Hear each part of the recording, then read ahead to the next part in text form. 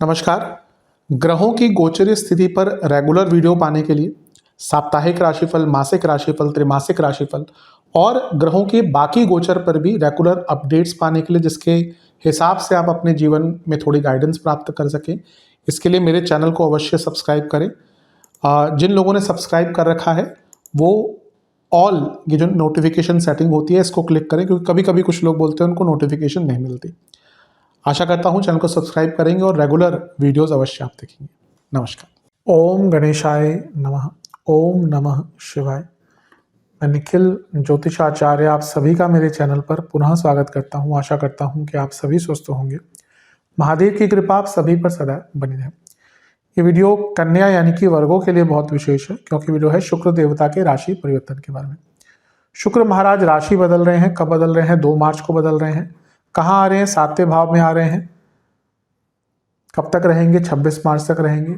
उच्च की अवस्था के हो रहे हैं। शुक्र अपने आप में बहुत विशेष ग्रह हैं।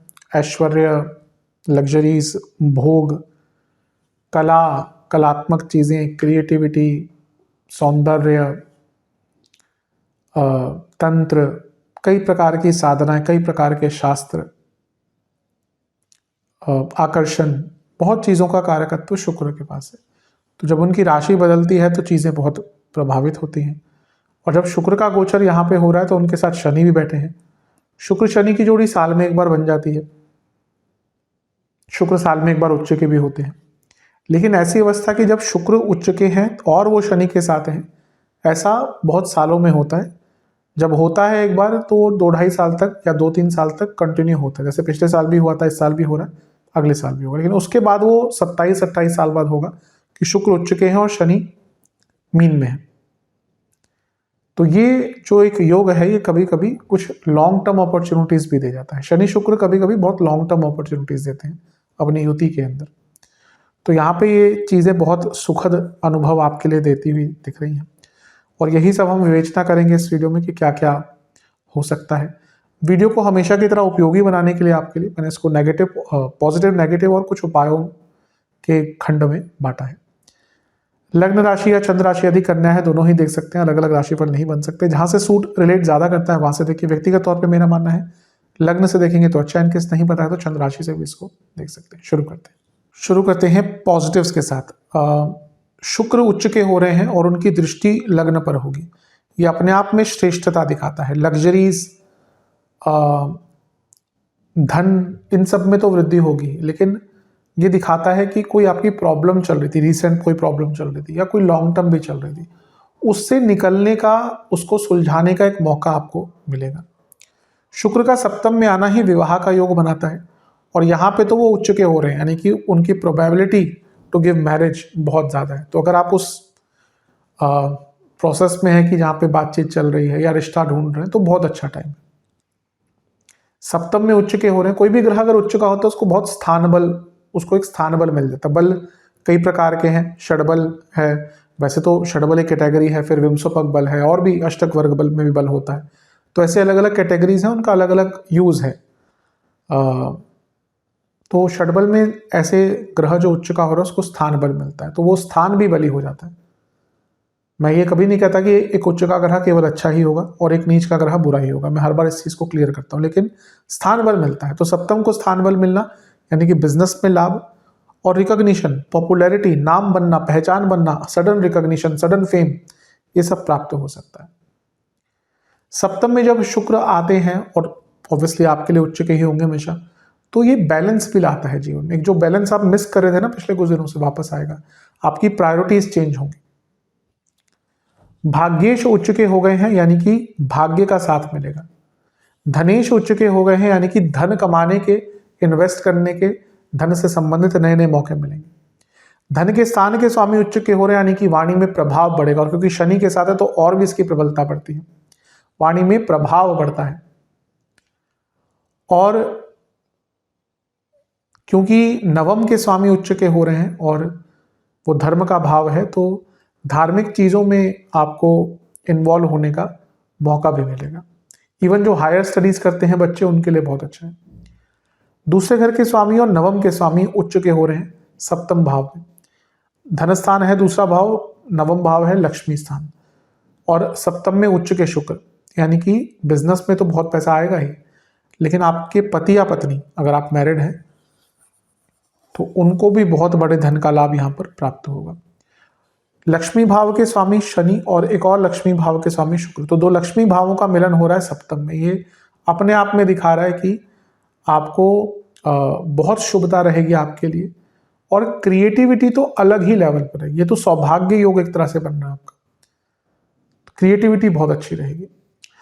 धन स्थान के स्वामी और छठे घर के स्वामी साथ में, जिसमें से शुक्र उच्च के हैं, यानी कि कोई आपको लोन चाहिए था, लोन ट्रांसफर कराना था, कभी कभी होता है आपको दिखता, अभी लॉन्ग टर्म लोन है उसमें तो 1-1.5% में भी बहुत लाखों तक चीजें पहुंच जाती है। तो अगर कभी कभी होता है कि कहीं पर पे आपको सस्ता मिल रहा है लोन, तो प्रोसेस होता है जो करते हैं लोग, लेकिन वो मौका है यहाँ पे कि आपको एक अच्छा लोन मिल सकता है। और अगर आपका कोई पैसा रुका हुआ था तो वो भी आ सकता है। नवम के स्वामी यानी कि शुक्र और छठे घर के स्वामी साथ में है, ये क्योंकि नवम से 10वें भाव बन जाता है छठा भाव, तो आपके पिताजी का कोई रुका हुआ काम था वो पूर्ण हो सकता है।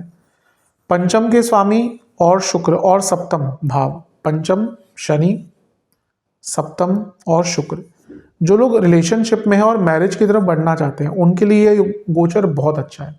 आप अगर आगे बढ़ना चाहते हैं, अपने प्रोसेस को बढ़ाना चाहते हैं तो बहुत अच्छा मौका है। अगला पॉइंट, पंचम के स्वामी शनि और नवम के स्वामी शुक्र ये साथ में है, ये ज्ञान प्राप्ति का योग होता है, गुरु प्राप्ति का योग होता है, और स्टूडेंट्स के लिए तो बहुत ही शुभ होता है। ये जो भाव है सप्तम नवम से 11वां है, यानी कि भाग्य की वृद्धि होकर रहेगी और पिताजी को बहुत बड़े धन का लाभ मिल सकता है। कि भाव चौथे से चौथा है, यानी कि घर में पैसा आएगा, घर में सुख आएगा, भौतिक सुख। ये भाव 10वें से 10वां है, यानी कि रिकॉग्निशन, और क्योंकि इन दोनों की दृष्टि लग्न पर है शनि शुक्र, जैसे मैंने शुरू में कहा था, लॉन्ग टर्म अपॉर्चुनिटी, तो ये फाइनेंशियली आपको कोई बहुत लॉन्ग टर्म अपॉर्चुनिटी दे के जाएगा योग।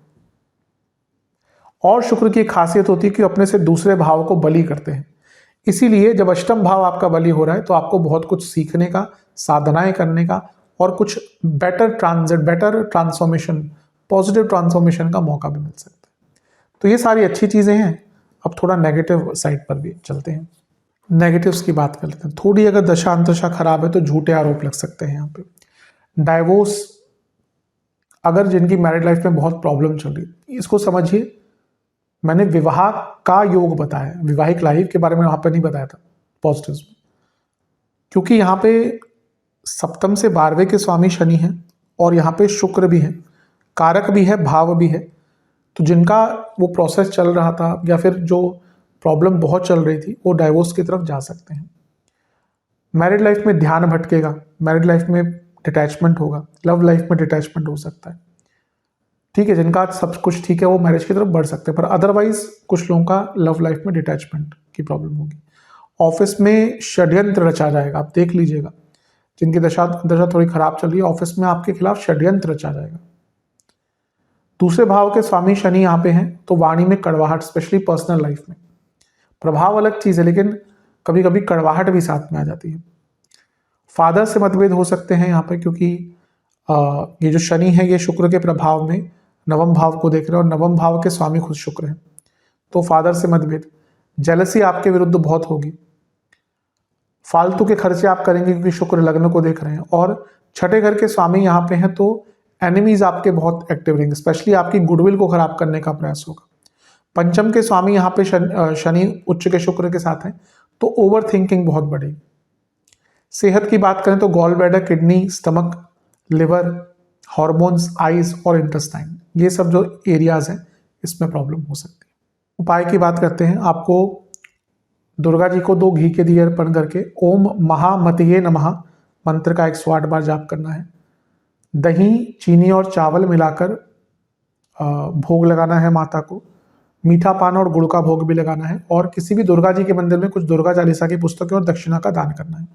आशा करता हूँ वीडियो काम आएगी। चैनल पर नए हैं सब्सक्राइब कीजिए, वीडियो को लाइक कीजिए। मिलता हूँ अगली वीडियो में, तब तक के लिए ओम नमः शिवाय।